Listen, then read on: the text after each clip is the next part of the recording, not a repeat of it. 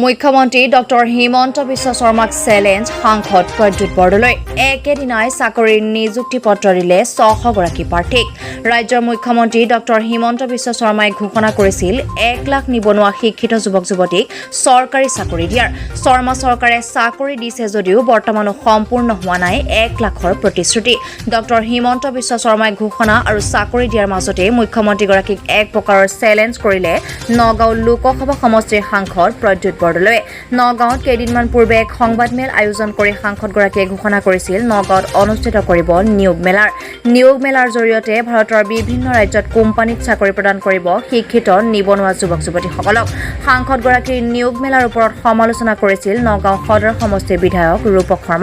ৰূপক শৰ্মাৰ মতে আছিল সাংসদৰ নিয়োগ মেলা মাত্ৰ নিৰ্বাচনী চমক 4 বছৰ শুই পাৰ কৰা সাংসদগৰাকীয়ে নিৰ্বাচন সমাগত হোৱাৰ বাবে নিয়োগ মেলাৰ জৰিয়তে পুনৰ ৰাইজৰ মাজত আহিব বিচাৰিছে কিন্তু শাসনাধীষ্ঠ চৰকাৰৰ বিধায়কৰ সমালোচনাৰ পাছতো সাংসদ প্ৰদ্যুৎ বৰদলৈ অনুষ্ঠিত কৰিলে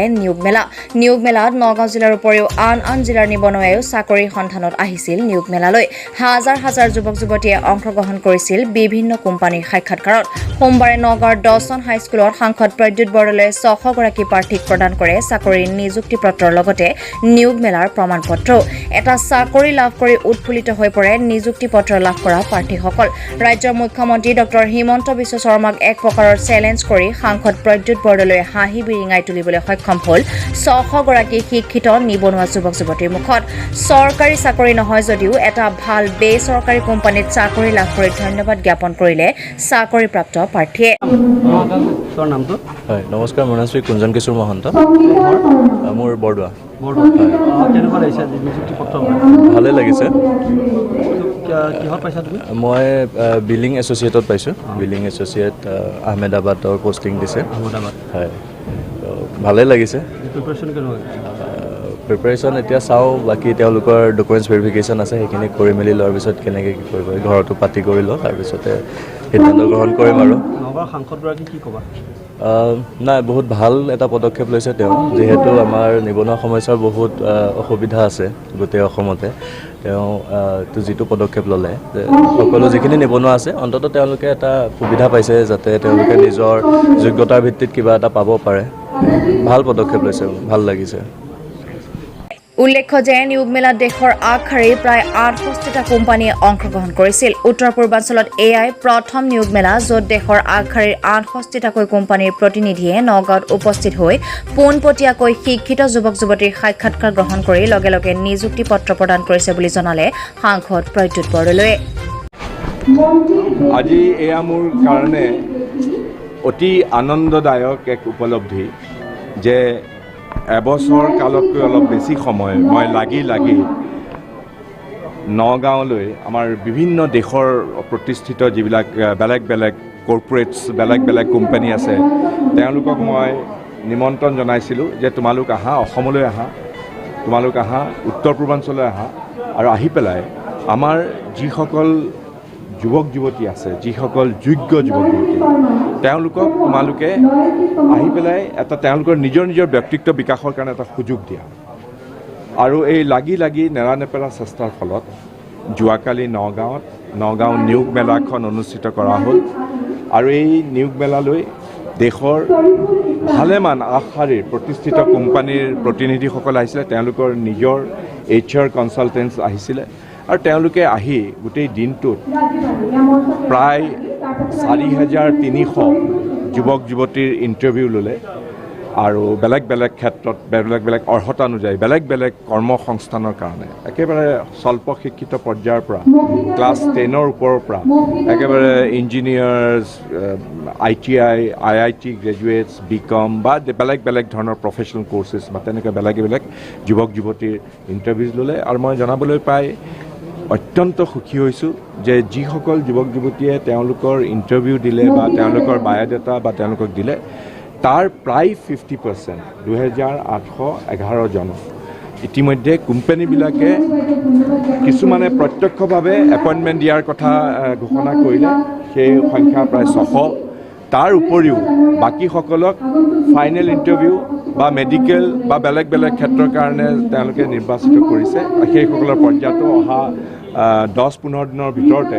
তেওঁলোকে কোম্পানীবিলাকৰ পৰা তেওঁলোকে খবৰ পাব আৰু ভালেমান কোম্পানী আছে যে এওঁলোকক ফাইনেল ইণ্টাৰভিউ দিবৰ কাৰণে তেওঁলোকৰ যিবিলাক কৰ্পৰেট হেডকোৱাৰ্টাৰ আছে কাৰোবাৰ বেংগালুৰুত কাৰোবাৰ চেন্নাইত বা কাৰোবাৰ আহমেদাবাদত গান্ধীনগৰত সেই সকললৈ মাতি পঠোৱাৰ এটা চলিছে 10-11 নম্বৰত আৰু তেওঁলোকে গ্ৰহণ কৰিব লাগিব আৰু অসম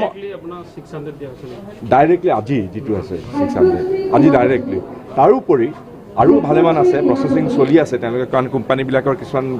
বিষয়া কালি ইণ্টাৰভিউ লৈ গুচি গ'ল কাৰণ তেওঁলোকে অনলাইন তেনেকুৱা ধৰণৰ প্ৰচেছিং চলি আছে অহা 10 দিনৰ ভিতৰত তেওঁলোকে মোক জনোৱা মতে গোটেই কোম্পানীবিলাক সমূহীয়াভাৱে নগাঁও নিয়োগ মেলাৰ জৰিয়তে তেওঁলোকে 2811 জন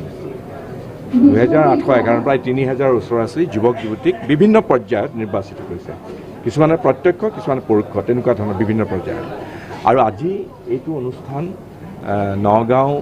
নিয়োগ মেলা যোৱাকালি অনুষ্ঠিত হৈছে আজি প্ৰত্যক্ষভাৱে কোম্পানীবিলাকে এই তেওঁলোকৰ এপইণ্টমেণ্ট লেটাৰবিলাক দিছে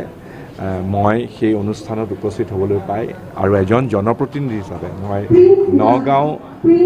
মধ্য অসমৰ এজন জনপ্ৰতিনিধি হিচাপে মোৰ গৰ্বত বুকু ফন্দি উঠিছে যে আমাৰ ডেকা ল'ৰা আমাৰ আৰু বহুতে হয়তো পোৱা নাই কিন্তু তেওঁলোকৰো এটা আত্মবিশ্বাস বাঢ়িব যে পোনপ্ৰথমবাৰৰ বাবে বেলেগ বেলেগ কোম্পানী বেলেগ বেলেগ কৰ্পৰেটছ প্ৰতিনিধিসকলৰ আগত তেওঁলোকে জীৱনত প্ৰথমবাৰৰ বাবে এনেধৰণে তেওঁলোকে ইণ্টাৰভিউ দিয়াৰ এটা সুযোগ পাইছে আৰু তেওঁলোকেও নিশ্চয় নেৰানেপেৰা চেষ্টা কৰিব নিজৰ ব্যক্তিত্ব বিকাশ কৰিব নিজকে প্ৰশিক্ষিত কৰিব আৰু তেওঁলোকেও আগবাঢ়ি যাব জীৱনত কৰ্মসংস্থান বিচাৰি পোৱাৰ যোগ্য কৰি নিজকে গঢ়ি তুলিব বুলি মই আশা কৰিলোঁ আৰু আজি এই অনুষ্ঠানত আমাৰ সমাজ জীৱনৰ প্ৰতিনিধিত্ব কৰা ভালেমান সমাজকৰ্মী আমাৰ সন্মানীয় বিধায়ক বিধায়কসকল সকলো উপস্থিত থাকিব আজি প্ৰায় দিনটো জুৰি এই এপইণ্টমেণ্ট লেটাৰবিলাক ইছ্যু হৈ থাকিব মই ইয়াত অংশগ্ৰহণ কৰিলোঁ আৰু অংশগ্ৰহণ কৰি সঁচাকৈ মই নিজকে বৰ গৰ্ববোধ কৰিছোঁ আৰু আটাইতকৈ গৰ্ববোধ কৰিছোঁ ইয়াত এনে এজন পিতৃ যিজন পিতৃ আছে তেওঁ আহিছিলে তেওঁৰ ল'ৰাৰ সৈতে সেই পিতৃজনে এজন প্ৰধান শিক্ষক আছিলে তেওঁ অলপতে অৱসৰ গ্ৰহণ কৰিছে আৰু তেওঁৰ একমাত্ৰ পুত্ৰৰ প্ৰথম কৰ্মজীৱনৰ আৰম্ভণিত এই যিখন এপইণ্টমেণ্ট লেটাৰ পাইছে আমাৰ অসমৰ বাহিৰত সেই পিতৃজনে শ্ৰী পুষ্প দাস তেখেতে নিজ হাতেৰে তেওঁৰ ইজন পুত্ৰক আজি তেওঁৰ এপইণ্টমেণ্ট লেটাৰ জীৱনৰ প্ৰথম এপইণ্টমেণ্ট লেটাৰখন ইয়াতে দিছে কোম্পানীবিলাকৰ হৈ পেলাই গতিকে এইটো সঁচাকৈ বৰ অবিৰস্মৰণীয় এটা মুহূৰ্ত আৰু মই সকলোকে ধন্যবাদ জনাইছোঁ সকলোৰে সহযোগিতা আগবঢ়োৱাৰ বাবে আৰু এনে নিয়োগ মেলাৰ যোগেদি মই ভাবোঁ যে আমাৰ যুৱক যুৱতীসকলে সুযোগ পাব নিজকে জীৱনত আগবঢ়াই লৈ যাবৰ কাৰণে নগাঁৱৰ পৰা নিতুল দাসৰ ৰিপৰ্ট নিউজ মেগনেট NA